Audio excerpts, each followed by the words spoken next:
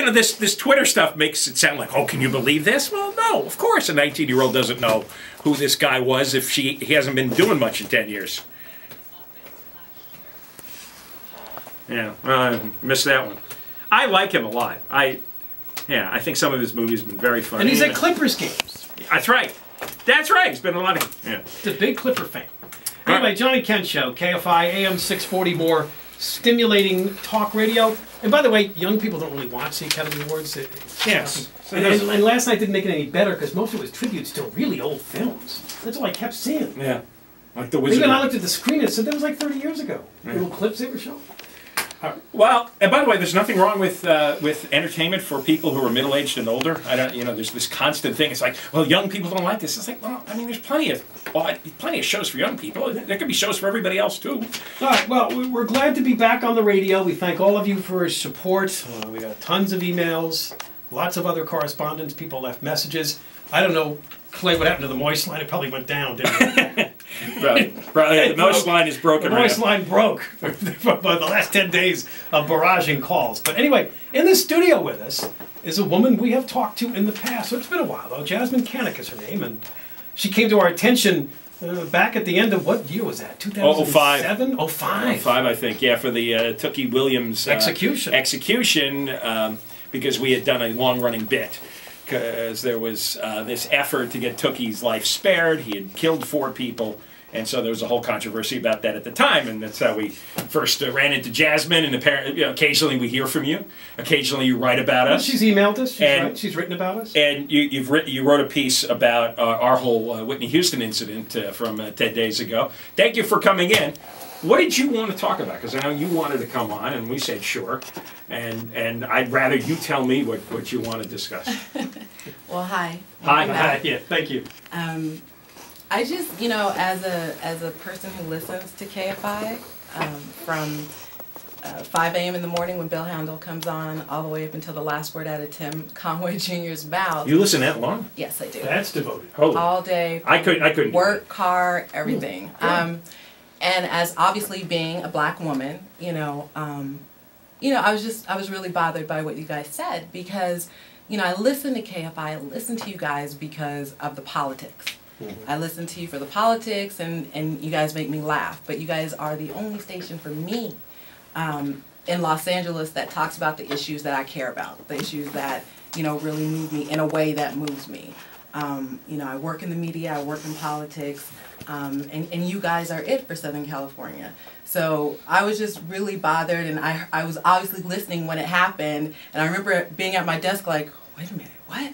What did I just hear? Did you hit the replay button? Right. And then, you know, the next day I heard the apology on air, and I just remember stopping again because I was like, wow, you know, this is really a big thing, and I just felt like it was important.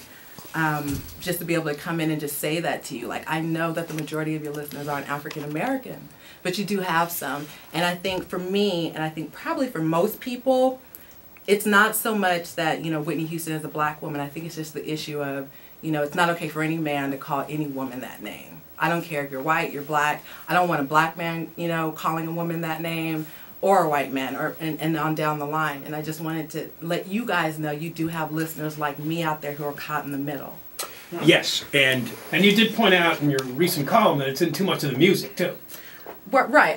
If I'm going to look at this subject and be objective about it, I have to be fair and say, you know, look, you know, there are a lot of people out there right now who want to see you guys off the air and are protesting and things like that. But at the same time, I say, well, this, you know, look at the music that you're playing. Look at, you know, what you're calling your wife, your girlfriend, your baby's mama. Like, it starts with us. If we stop using these words, then, you know, maybe other people will stop using those words as well. So I think it was a time for everyone to do a little bit of reflection. Why do you think those words are so prevalent in the music? You talked about one of the Grammy-winning songs and all the references to all kinds of slurs, really.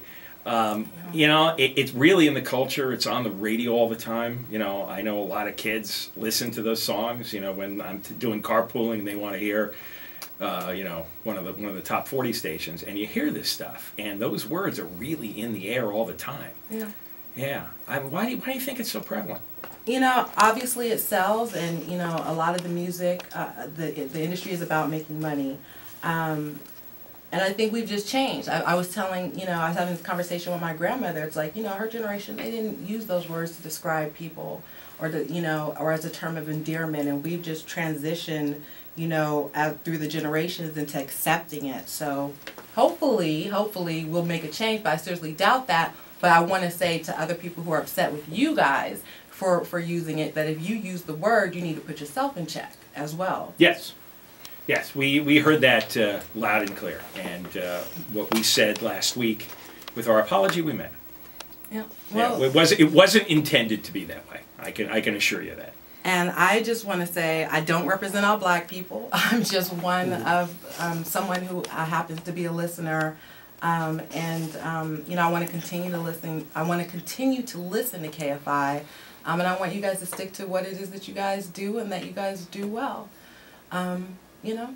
So. Well, thank you for coming on. Thank you. And I thought your column was great. Thank you. That you wrote. All right. And whenever you got an issue that you want aired, just give us a call. All right. Mike, can I say my one issue? Yes. All right. Don't worry. Don't be scared. Not bad. You look friendly. All right. I'm friendly. Right. Now I'm curious. No more buzz cut bass. Oh, right. Leave my congressional member alone. Leave her alone. You like Karen Bass. She's the only good one we have. She's in Congress now, right? She is in Congress. Yeah, I love her. All right. Okay. All right. Thank you. You're welcome. So much. You're welcome. That's Jasmyne Cannick joining us, and she wrote a recent column about the whole John and Ken show controversy over the Whitney Houston thing, and we appreciate her talking to us. All right, when we come back, we'll talk about public employee pensions. The latest news is, according to some studies, it could cost the average California household over $30,000 a year for public employee pension debt. We'll talk about that next. John and Ken, KFI AM 640, more stimulating talk radio.